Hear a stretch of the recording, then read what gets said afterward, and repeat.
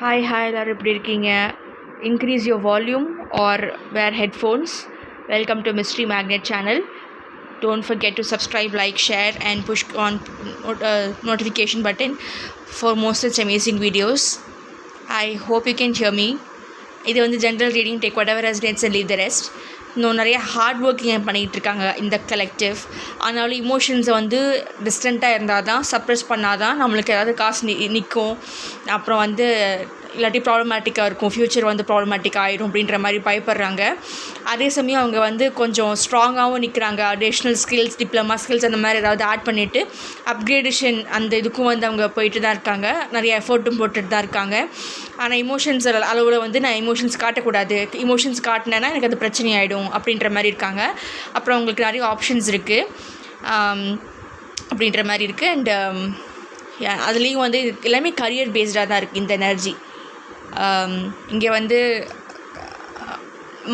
ஒருத்தரை ஏமாற்றிக்கிறது, பாலிட்டிக்ஸ் இன் career field, அப்புறம் வந்துட்டு ஒருத்தரை கார்னர் பண்ணுறது, அப்புறம் வந்துட்டு அவங்களோட கம்ஃபர்ட் ஜோனை தாண்டி அவங்கள வேலை செய்ய சொல்கிறது, அவங்களோட ஹெல்த் இஷ்யூஸ் இருந்தாலும் நீங்கள் வேலைக்கு வந்து தான் ஆகணும்னு சொல்கிறது, அதுக்கப்புறம் அவங்க கான்ஃபிடென்ஸை போட்டு நோண்டுறது, அப்போ தான் அவங்க கொஞ்சம் டல்லாக ஃபீல் பண்ணுவாங்க, நம்ம பெர்ஃபார்மன்ஸ் கம்மியாகுன்ற மாதிரி ஒரு கன்னிங்னஸோட ஒர்க் பண்ணுறது.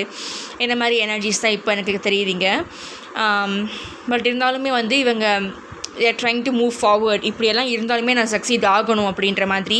அவங்களுக்கு அது பிடிக்க மாட்டேங்குது, பட் வழி கிடையாது, பிடிச்ச மாதிரி நடிச்சு தான் ஆகணும் அப்படின்ற மாதிரி இங்கே வந்து நடந்துக்கிட்டு இருக்காங்க. ஸோ கான்ஃபிடென்ஸ் லெவல் ஏற்றிக்கணும், அவங்களோட அந்த பெர்ஃபார்மன்ஸ் லெவல் ஏறணும், அவங்க எப்படி ப்ரொடெக்ட் பண்ணிக்கிறாங்க தன்னை அப்படின்றத அவங்க வந்து பார்த்துக்கணுன்ற மாதிரி அவங்க போயிட்டுருக்காங்க இங்கே இருக்க கலெக்டிவ்.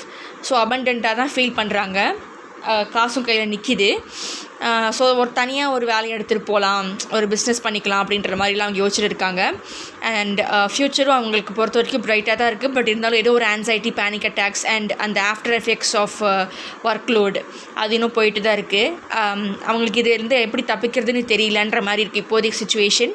ஆனாலும் வெளியில் வந்து கான்ஃபிடென்ட்டாக இருக்கிற மாதிரியும் என்னால் எதுவுமே சாதிக்க முடியும் அப்படின்ற மாதிரி ஒரு இமேஜ் வந்து அவங்க போர்ட்ரே பண்ணிகிட்ருக்காங்க. பட் அவங்க ஹெல்த்தையும் பார்த்துக்கணுன்றது ரொம்பவே முக்கியம்.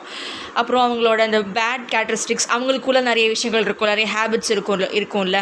இப்போ தம் அடிக்கிறது, அடிக்ஷன்ஸ் மாதிரி சம்திங். அதை வந்துட்டு அந்த ஸ்ட்ரெஸ்ஸை கம்மி பண்ணுறதுக்காக தான் அவங்க எதனா பண்ணிகிட்ருக்காங்க. அதை வந்து அவங்க ஆல்டர்னேட்டிவ் வச்சுட்டு that trying to come out of that அப்படின்றத இங்கே வந்து காட்டியிருக்காங்க. அப்புறம் ரொம்ப ஸ்ட்ரக்கான எனர்ஜி இருந்துட்டு கொஞ்சம் கொஞ்சமாக மூவ் ஆகிட்டு இட்ஸ் கோயிங் ஃபார்வர்ட்.